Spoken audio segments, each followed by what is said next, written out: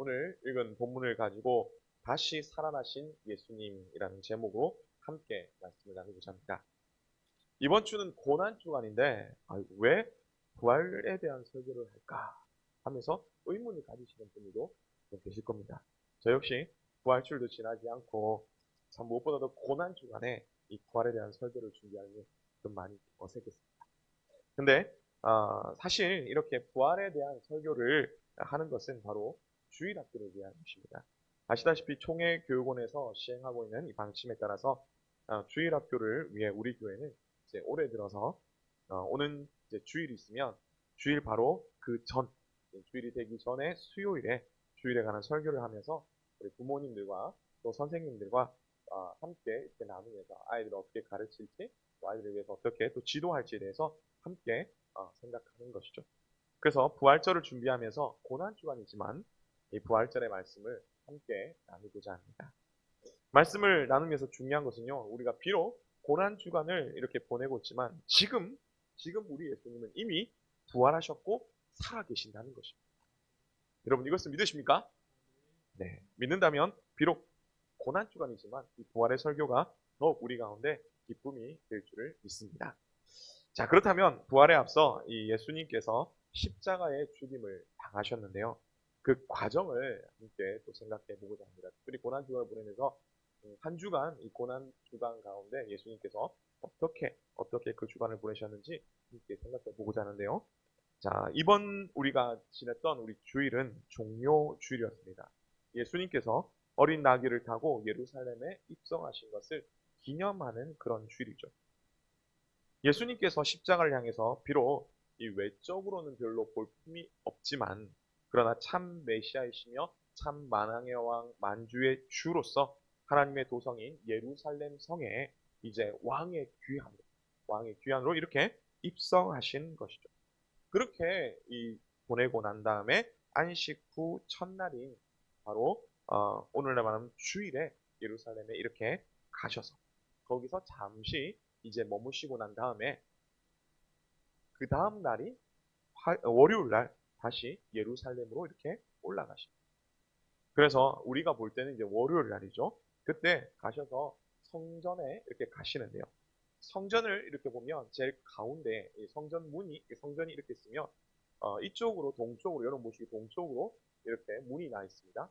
그래서 이 가운데는 뭐가 있냐면 성소가 있죠. 그래서 우리 지성소가 이렇게 있습니다. 그런데 그 앞에 보면 뭐가 있냐면 이제 이 재단인데 이 이렇게 쌓여 있습니다. 성소와 이 재단이 있는 이곳이 이제 이스라엘 사람들만 갈 수 있는 성스러운 곳으로서 이곳이 이스라엘 사람들, 그러니까 그 사람들만의 뜰이라고 얘기를 합니다. 근데 여기에서 이제 문이 이렇게 있습니다. 그 문을 이제 나오면 그 다음에 또 뜰이 있는데 이 뜰 가운데서 여기 위쪽으로, 그러니까 여러분 보시면은 위쪽인데요. 성소를 바라보면서 오른쪽, 그러니까 이렇게 바라보면 위쪽에는 여인의 뜰이 있습니다. 그리고 이 밑에는 뭐냐면 이방인 뜰이 있습니다. 그래서 성문이 이렇게 나와 있지만 이 밑에 또 문이 하나가 더 있는데요. 이곳에서 이제 무슨 일이 났냐면 바로 장사하는 사람들이 있었다는 거예요. 그래서 이 사람들이 누구와 작당을 했냐면 바로 제사장들과 이렇게 손을 잡아서 성전에서 제사 지내는 모든 제사 가운데 제물을 이곳에서 사게 했습니다. 그래서 그로 인해서 사람들이 하나님께 준비해가지고 이렇게 오는 모든 이 정성스러운 제물을 받는다라고 하면서 이곳에서 사도록 하면서 편리주의가 만연하게 되었고요. 그러면서 하나님 앞에 이렇게 제사 지내는 그런 마음, 이것을 완전히 없애버리고 이 성전이 이곳에 장사치겠다 보니까 도떼기 시장이 된 겁니다. 이런 상황에서 예수님은 진정한 예배를 회복시키기 위해서 그리고 참 성전이 뭐냐면 건물이 아니라 예수님 자신임을 알리기 위해서 성전 청결 사건, 그리고 혹은 성전 파괴 사건을 이 가운데 진행을 하십니다. 그리고 난 다음에 이 월요일날 이렇게 하시고 난 다음에 이후에 화요일과 수요일은 성전에서 하나님의 말씀을 가르치면서 또 종말과 재림에 대해서 이 사람들에게 가르치셨다는 것입니다. 그 가운데서 이제 가룟 유다가 뭔가 예수님이 뭐 특별한 일을 할 줄 알았는데 그런 것이 없으니까 예수님의 팔기로 작정하고 사람들에게 그 제사장들에게 가게 되는 것입니다. 그리고 이제 목요일이 되었습니다. 6월절 저녁이 되었죠. 이제 저녁을 위한 준비를 하고 있습니다. 예수님께서 제자들과 함께 최후의 만찬을 하시는 것입니다. 이후에 그 만찬을 하시고 난 이후에 가룟 유다는 예수님을 팔려고 유대인 지도자들에게 갔고요. 예수님은 그날 저녁에 겟세마네 동산에서 가셔서 간절히 기도하십니다. 그렇게 밤을 지내고 난 다음에 이제 금요일 새벽이 되었습니다. 한밤중에 아주 완전 새벽이 되기 전에 어쨌든 유다와 함께 올라온 가룟 유다와 함께 온 무리들이 제사장의 집으로 예수님을 끌고 가는 거죠. 그렇게 억울하게 날조로 그렇게 재판을 예수님이 받지만 그러나 예수님께서는 하나님의 나라를 위해서 그 일들을 하셔야 되기 때문에 그냥 수긍을 하셨다. 이렇게 불법적인 재판이 이루어졌다가 그래도 자신들 나름대로 공적인 이런 확증을 받기 위해서 금요일 날 오전 예수님은 빌라도 앞에 서게 됩니다. 그리고 빌라도와 헤롯을 오가면서 함께 재판을 받는데요. 사실은 물론 이들 생각에는 죄가 없다라고 판정이 사실 났습니다. 그러나 결국 밀란이 일어날 것보다 두려운 빌라도에서 십자가형을 언도받게 되는 것이죠. 그렇게 금요일 오전 9시 골고다에서 이제 예수님을 십자가에 못 박히게 됩니다. 그리고 오후 3시까지 십자가에 달린 지 6시간 만에 예수님께서는 돌아가시는데요. 당시 이 십자가형을 받는 사람은 십자가형 전에 우리 주일날 목사님께 이렇게 말씀하셨듯이 채찍을 맞습니다. 얼마나 채찍을 강하게 맞는지 그 가운데는 십자가에 달려 죽기도 전에 목숨을 잃는 사람도 있었다라고 이렇게 얘기합니다. 그래서 실제로 십자가형이 이렇게 진행이 되면 십자가형을 받는 사람의 사람들이 가족들이 간수들에게 혹은 집행자들에게 돈을 줍니다. 왜냐하면요. 채찍을 좀 살살 때려주세요. 이게 아닙니다. 오히려 채찍을 아주 강하게 내리쳐가지고 십자가형을 달기 전에 빨리 죽게 해달라는 거예요. 왜냐하면요. 이 십자가형은 너무나도 고통스럽고 뿐만 아니라 너무나도 수치스러운 그런 형이었기 때문에 십자가형에 처해지면 죄수가 십자가에 달리는데요. 뭐 약간 좀 다르긴 하지만 그 학자들이 연구한 바에 의하면 약 한 1000번 정도 사람이 까무러진다고 합니다. 십자가 달려서. 얼마나 고통스러운지. 그런데 사람이 목숨이 질겨서 쉽게 죽지가 않습니다. 그리고 이런 그 십자가형은요. 여러분 들으신 분도 있겠지만 실 한 우라기도 걸치지 않고 벌거벗겨져서 십자가에 이렇게 달리는 것입니다. 근데 이것은 남녀 구분 안 합니다. 누구에게나 다 그렇게 함으로 말미암아 수치를 주는 것이죠. 예수님도 그런 수치를 당하셨어요. 또한 십자가 위에서 못 박히기 때문에 피를 많이 흘릴 뿐만 아니라 여러분 온갖 오물도 다 쏟아낸다. 그렇기 때문에 그 십자가형은요 매우 더럽고 불결한 그런 형벌이다라고 말합니다. 그래서 십자가 달리면 대개는 하루 정도면 다 이렇게 죽음을 맞이한다고 하는데 길게는 3일 정도도 이렇게 있다고 합니다. 그런 기록이 있습니다. 그래서 예수님께서 6시간 만에 돌아가셨기 때문에 로마 군인들마저도 야 이거 진짜일까? 라고 생각하면서 예수님의 옆구리를 창으로 막 찌른 거죠. 그 창이 예수님의 심장과 폐를 관통하면서 그렇게 죽음을 확인한 것입니다. 또한 죄수가 만약에 빨리 죽지 않으면 일정 시간이 지났을 때에 그 죄수가 빨리 죽도록 다리를 꺾어버리기도 하는데요. 다리를 꺾어버리면 더 이상 이렇게 힘을 내지 못하기 때문에 질식해서 죽도록 그렇게 만드는 것입니다. 하지만 우리 예수님은 하나님의 예언대로 다리는 꺾이지 않았던 것이죠. 그렇게 예수님은 십자가에서 돌아가셨습니다. 이후에 이 공회원 중에 두 사람인 아리마대 사람 요셉과 니고데모에 의해서 예수님의 시신은 이 무덤에 안치되게 되는데요. 그렇게 금요일 저녁 묻히시고 토요일이 지난, 다른 말로 안식일이죠. 그리고 안식일이 지난 후 첫날 우리가 말하는 주일 새벽입니다. 그 새벽에 이제 예수님께서 부활하신대요. 그때 이제 오늘 본문 마태복음 28장 1절부터 그 말씀이 시작이 되는 거죠. 자, 오늘 본문 1절의 말씀 보니까 막달라 마리아와 다른 마리아가 함께 예수님의 무덤에 향유를 준비하여 갔다라고 합니다. 그런데 누가복음 24장 10절에 보면요, 다른 여자들이 좀 더 있었습니다. 막달라 마리아와 요한나와 야고보의 모친 마리아, 그리고 다른 여자들이 있었다라고 그렇게 말하는데요. 또한 마가복음 16장 1절에 보면 이 막달라 마리아와 야고보의 어머니 마리아, 그리고 살로메가 예수님의 이 무덤에 갔다라고 이렇게 또 얘기합니다. 하지만 뭐 중요한 것은 막달라 마리아와 야고보의 어머니 마리아가 어떻게 보면 그 여인들의 좀 대표되는 그런 여인인 것 같습니다. 그래서 마태복음에 이제 마태는 기록하면서 다른 사람들은 좀 다 생략하고 중요한 이 두 사람만 딱 기록을 하는데요. 막달라 마리아와 다른 마리아, 다시 말하면 야고보의 어머니 마리아가 이제 예수님의 무덤에 보려고, 무덤을 찾아보려고 갔다라는 것이죠. 갔는데 만약에 할 수만 있다면 향품을 준비해서 예수님의 그 시신에 좀 발라주려고 그렇게 간 것입니다. 그런데 놀라운 일이 있습니다. 그것은 예수님의 무덤을 가로막고 있던 그 무덤에 돌이 굴러져 있고 무덤이 열려 있는 것입니다. 이에 2절에서 4절까지 말씀 보면 사실 이것은 좀 더 앞선 사건임에도 불구하고 마치 뒤에 이어지는 사건처럼 말하는데요.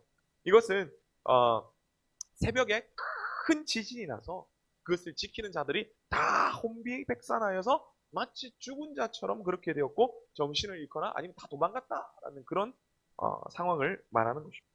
그래서 두 천사가 내려와서 돌문을 이렇게 옮겼고요. 예수님은 부활의 그 신령한 몸으로 다시 살아나셨다라고 말하고 있는 것입니다. 이러한 예수님의 몸은 우리의 육신과 똑같지만 그럼에도 불구하고 천국에서 살아갈 바로 새로운 우리의 몸과 좀 다른, 그러나 다른 새로운 몸이기 때문에 시간과 공간을 초월하는 그런 육신으로 부활하셨다라는 거 말하는 것입니다. 그렇게 부활하신 예수님께서 이제 새벽에 막달라 마리아를 비롯한 다른 마리아, 그리고 그렇게 찾아온 그 여인들을 또 만나게 되고요. 그런데 그 여인들이 찾아왔지만 예수님은 처음에 만나지 못하고 빈 무덤만 보게 되는 거죠. 뿐만 아닙니다. 제자들 역시 빈 무덤만 이렇게 보게 되는 것입니다. 그런 가운데 예수님께서는 이제 마리아를 만나시고 다른 제자들을 만나시면서 부활하신 자신을 사람들에게 보여주셨던 것입니다. 그리고 이제 제자들이 예수님의 부활을 알리는 그런 증인이 되기를 원하셨다라는 것입니다. 사랑하는 성도 여러분, 우리 예수님은 부활하셨습니다. 우리 예수님은 죄와 사망의 권세를 이기시고 부활하셨습니다. 그리고 그 부활하신 예수님은 지금도 살아 계십니다. 자, 이것을 마음에 우리가 새기시고 우리가 정말 그것을 의지하시고 믿으시는 그런 우리 모든 시기를 간절히 바랍니다. 자, 우리는 이렇게 예수님의 부활을 믿는데 이제 그 부활이 그러면 우리에게 과연 어떤 의미가 있을까? 부활하신 주님이 과연 나와 무슨 상관이 있을까라고 이렇게 묻는 것입니다. 자, 이에 대해서 우리는 예수님의 부활의 의미를 다음과 같이 함께 생각해 보고자 하는데요. 그러면 예수님의 부활의 의미는 무엇입니까? 첫 번째는 부활은 하나님의 형상의 회복입니다. 라는 것입니다. 부활은 하나님의 형상의 회복입니다. 부활을 통해서 하나님의 형상의 회복에 대해 생각해 보고자 하는데요. 근데 부활과 하나님의 형상의 회복이 과연 무슨 상관이 있느냐? 뭐 이렇게 생각할 수도 있습니다. 그러면 부활과 하나님의 형상의 회복, 이 가운데에 이 관계를 알기 위해서는 그 가운데 뭐가 쓰냐면 구원이 있어요. 구원. 구원이라는 단어를 하나 더 넣어서 함께 생각해 보고자 하는데요.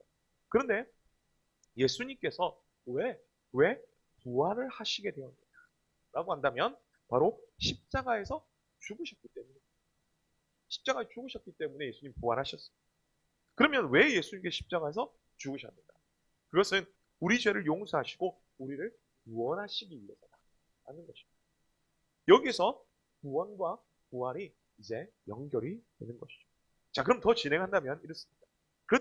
그러면 우리는 죄로 인해서 어떻게 되었기에 구원이 필요하느냐라고 한다면 바로 죄로 인해서 전적으로 타락을 했기 때문이고, 이 말은 다른 말로 하면 하나님의 형상이 일그러졌기 때문이다 라는 것을 말하고 있습니다. 실제로 창세기에 보면 하나님께서 사람을 만드실 때 어떻게 만드셨냐면, 창세기 1장 27절인데요. 우리 함께 읽어보겠습니다. 시작. 하나님이 자기 형상 곧 하나님의 형상대로 사람을 창조하시되 남자와 여자를 창조하시고. 하나님은 사람을 만드실 때 하나님의 형상으로 만들었다라고 그렇게 말씀을 하죠. 그런데 아담과 하와의 죄로 인해서 그 형상을 잃어버리는 것입니다. 다르게 말하면 그 형상이, 하나님의 형상이 죄로 인해서 완전히 오염되었다. 그러나 예수님께서 십자가의 지심으로 말미암아 그 예수님의 십자가 지심은 이제 예수님의 보혈의 능력으로 오염된 하나님의 형상을 깨끗하게 씻어주시며, 또한 창조주의 능력으로 잃어버리고 망가져버린, 일그러져버린 그 형상을 새롭게 창조해 나가신다, 회복시켜 나가신다라는 것입니다. 예수님의 보혈의 능력으로 잃어버린 형상을 회복된다는 것은 우리 영혼만 회복되는 것이 아닙니다. 육신도 함께 회복되는 것을 말하는 것입니다. 영과 육이 함께 회복되는 것입니다. 그러므로 예수님의 부활은요, 장차 그리스도인들이 어떻게 예수님을 닮아서 변화할지를 보여주고 있는 것입니다. 죽었던 영이 다시 살아나고 죄로 물들었던 육신이 다시 온전히 회복되는 것을 말합니다. 그래서 죄 짓기 전에 그 아담과 하와의 모습, 아니 그보다 더 새롭게 된 그 예수님의 모습으로 우리의 영육뿐만 아니라 우리 속에 있는 지정의 모든 전인적인 부분이 회복되는 것을 말한다는 거죠. 그러므로 참된 부활을 우리가 누리기를 원한다면 십자가에서 죽으시고 부활하신 그 예수님을 통해서 이런 하나님의 형상을 회복하시는 그런 우리 모두가 되시기를 간절히 원합니다. 이런 하나님의 형상의 회복은요, 물론 그 완성은 나중에 천국에 가서 완전히 회복되겠지만, 그러나 우리가 구원받고 그 천국에 가는 그 과정 속에 있기 때문에, 그것을 다시 말하면 이 하나님의 형상의 회복은 우리 삶 속에서 예수님을 닮아가는 그런 삶을 살아가는 것을 말한다라는 것입니다. 그럼 이것을 기억하셔서 이 땅 가운데 참 그리스도인으로 살아가시면서 참된 하나님의 형상을 회복하시는, 그 예수님을 닮아가시는 그런 모습으로 살아가시는 우리 모두 되시기를 간절히 바랍니다. 이렇게 부활은 하나님의 형상을 첫 번째 말했다면, 다음으로 우리 부활을 통해서 우리에게 말씀해 주시는 것은 무엇입니까? 두 번째는 부활은 사명의 회복. 부활은 사명의 회복입니다.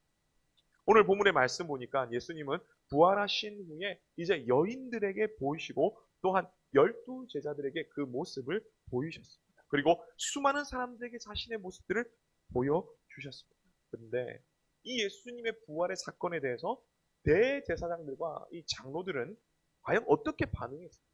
오늘 본문 11절에서 15절의 말씀 보니 예수님이 실제 부활한 것이 아니라 제자들이 훔쳐갔다 이렇게 말하는 것이죠. 그런데 이것이 말도 안 되는 일인 것이 뭐냐면요, 마태복음 27장 65절인데요. 우리 함께 한번 읽어보겠습니다. 시작. 빌라도가 이르되 너희에게 경비병이 있으니 가서 힘대로 굳게 지키라 하거늘.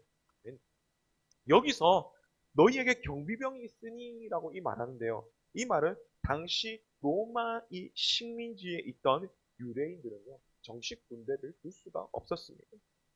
사병을 둘 수는 있었던 거죠.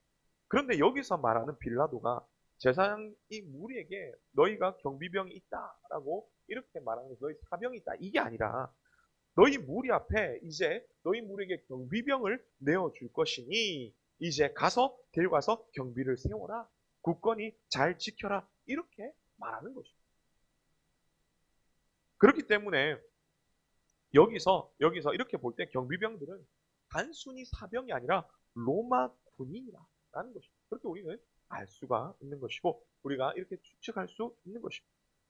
로마 군인이 정말 제대로 훈련받지 못한 예수님의 이 제자들이 공격한다고 해가지고 여러분 무서워 하면 도망가겠습니까? 지겠습니까? 아니죠. 당연히 싸우면 로마 군인이 이기는 것입니다.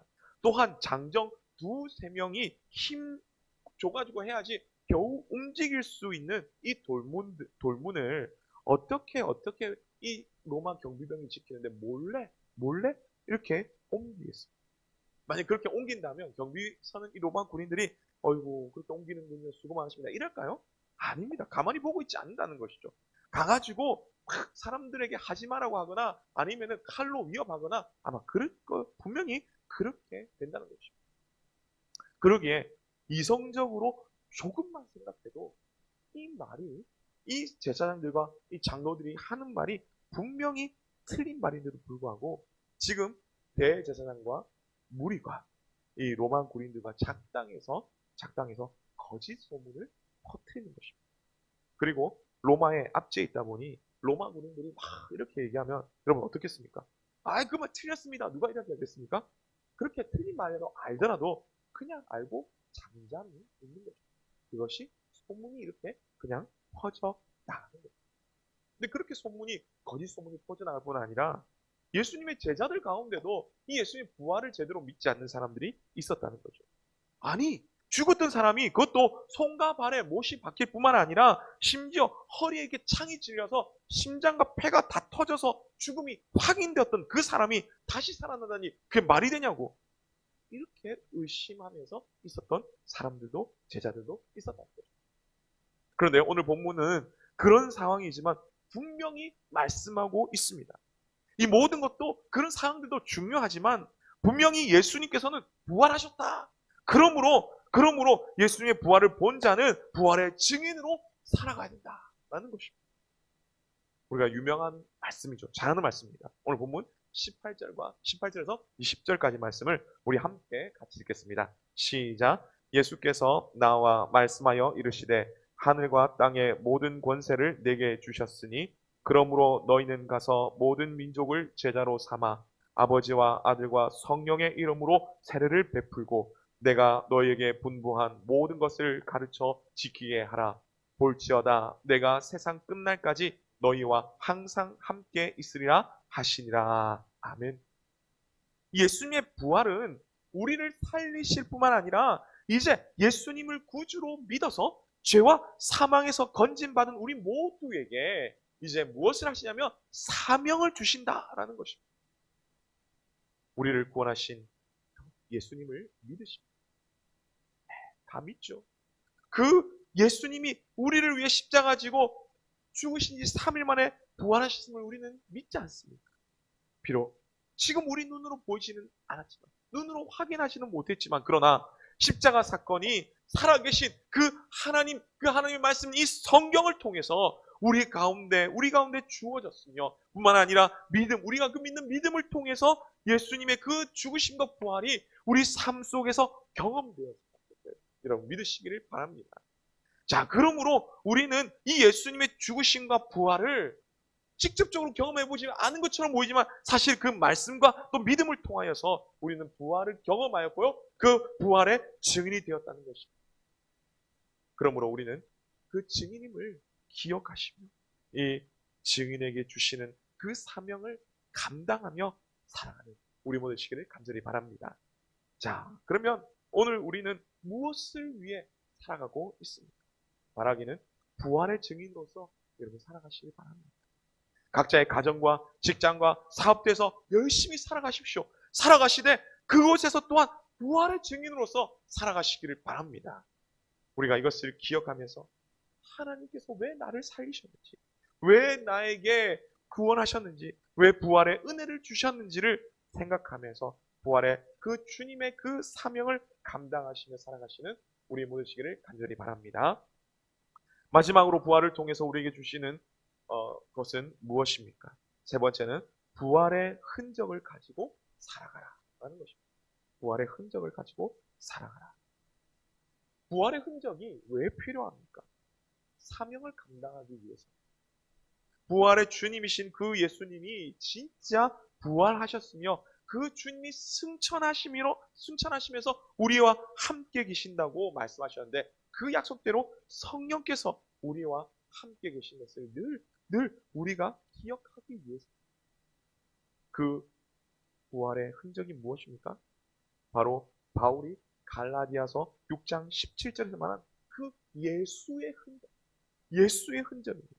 이 예수의 흔적은 예수님을 믿기에 예수님을 전하기에 당하는 바로 그러한 고난의 흔적이라는 거죠. 이 흔적은 환난 가운데 예수님을 더 의지하게 만듭니다. 이 흔적은 영적 전투 가운데서 넘어지지 않고 쓰러지지 않고 포기하지 않고 끝까지 싸우게 하는 것이죠. 이 흔적은 무엇을 선택할까? 이 선택의 기로에서 하나님의 뜻을 선택하게 하는 것입니다. 그리고 이 흔적은 고난 가운데서도 진정 기뻐하게 만드는 것입니다. 왜입니까? 살아계신 하나님을 체험한 흔적입니다. 살아계신 하나님이 능력의 하나님을 경험한 바로 그 흔적이기 때문입니다. 살아계시고 능력의 하나님이 바로 우리의 아버지 되시고 우리의 하나님이 되심을 말해주는 그런 흔적이기 때문입니다. 여러분, 이 흔적을 가지시길 바랍니다. 이 흔적을 가지시길 바랍니다. 이 흔적은 어떻게 가져? 바로 부활의 주님의 그 증인으로서 살아가려고 막 몸부림칠 때 생기는 것입니다. 아프고 쓰라리지만 괴롭고 힘들어서 모든 걸 포기하고 싶지만 이런 흔적을 가진 사람들을 하나님이 위로해 주시기 때문인 것입니다. 이것을 기억하시며 부활의 증인으로서 오직 하나님 중심으로 살아가심으로 말미암아 그리스도의 흔적, 그 부활의 흔적을 가지시며 주님과 함께 동행하시는 삶을 살아가시는 우리 모두 되시기를 간절히 바랍니다. 말씀했습니다. 부활. 여러분에게 어떤 의미로 다가오십니까?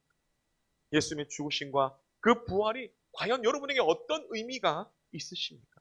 부활을 통해서 하나님의 형상을 회복하며, 부활을 통해서 사명을 회복하며, 부활을 통해서 예수님의 그 흔적을 살아가며 가지고 살아가시는 그런 우리 모두 되시기를 간절히 바랍니다. 그래서 참된 부활의 의미와 함께 그 부활의 주님과 동행하시기를 바랍니다. 또한 그러므로 말미암아 다가오는 그 부활절의 기쁨과 감사함으로 그 부활절을 준비하시는 그런 우리 모두 되시기를 주님의 이름으로 축복합니다.